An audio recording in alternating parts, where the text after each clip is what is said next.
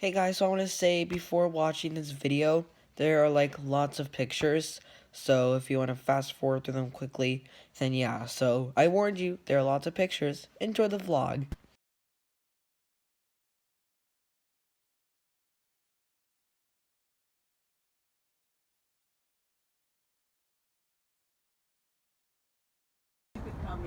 No, that's smart. It'd be bumper to bumper. It's actually smart, honey.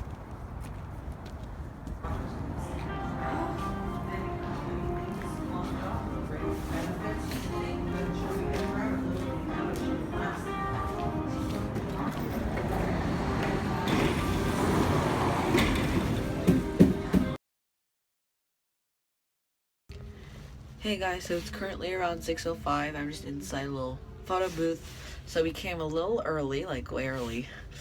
The doors open like at 10 to 7, so I guess I'm just gonna look around and just see what there is.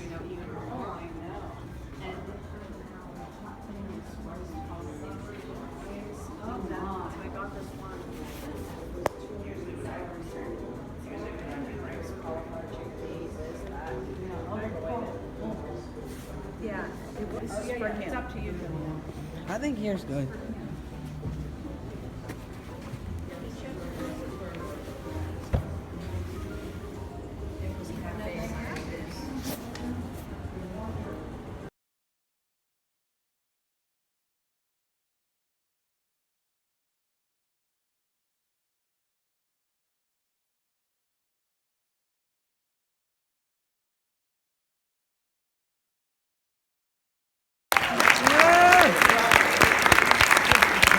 How is everyone? Hey! Good. Can you hear me okay upstairs there in the upper parts? Good.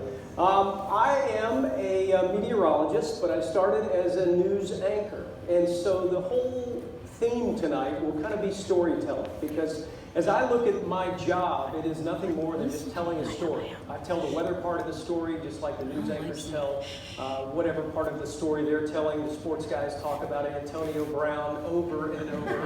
And so I think I have the coolest part of the job. And I didn't start out in meteorology, but now that I've landed here, I am grateful for that, because it's the one subject that we all have in common. Just think about that for a moment. Think about how the weather makes you feel. I just had a knee replacement a couple of years ago, so I can literally forecast snow and rain with my aches and pains. And your mood, you know, when the sun shines around here, people are in a much better mood.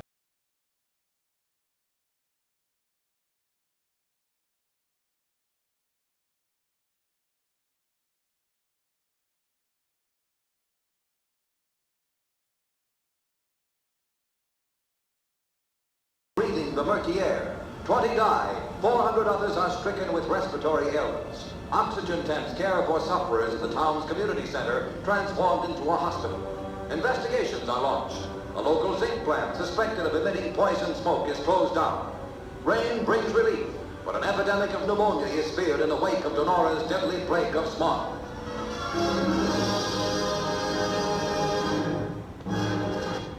Now, obviously, that landslides being monitored all across western Pennsylvania. I checked out one of the first slides from 2018 that triggered a very costly year. Well, the first wave of it came at night. Randall Miller still remembers the moment the debris hit. I was here when that hit and the whole house shook. Miller and his wife own a home on Gehring Street in Spring Hill. It's been 1 year since a landslide forced the city of Pittsburgh to condemn several homes on that street. This was one of the first of hundreds of landslides last year, and these folks in Spring Hill are still out of their home.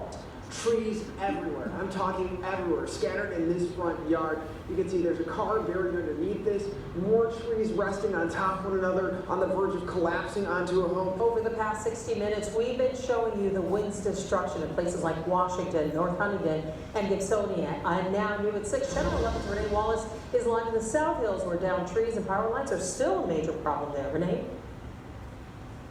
Lisa, we're taking you in very close to show you the damage done by just this one tree. It's about 75 feet long. When it fell, it crashed down onto these utility wires. These are real heavy telephone wires, but also electric wires.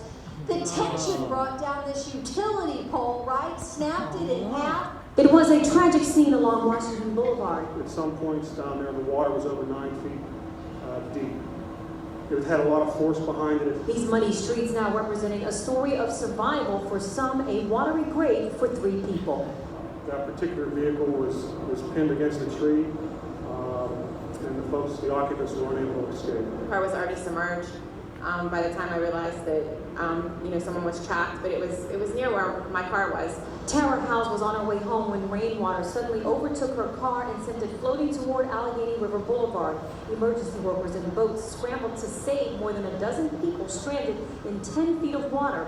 She describes how one man tried desperately to save 3 people who died.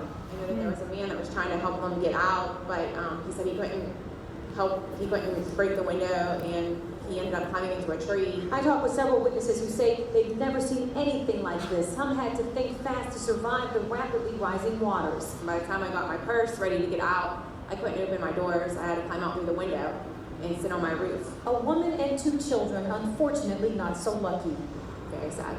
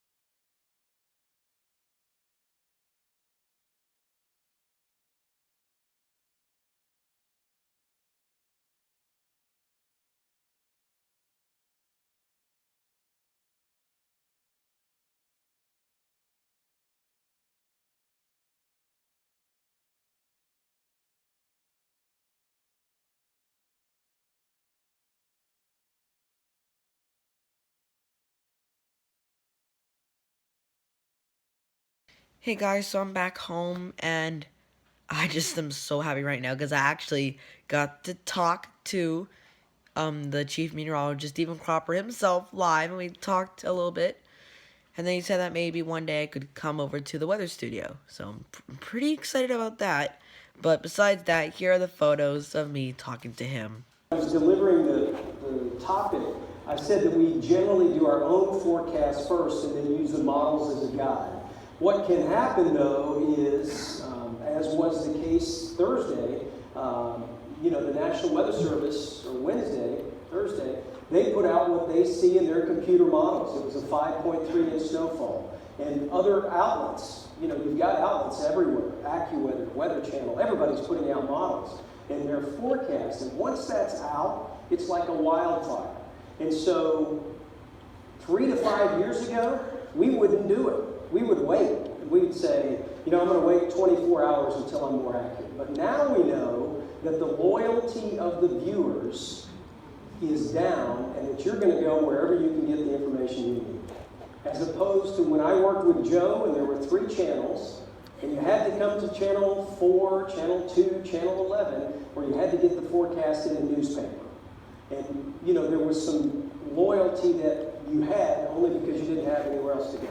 So that's a long roundabout way to say that yes, we use the models. We now are showing you more behind the scenes of how widely spread the models can be. But the model can burn you.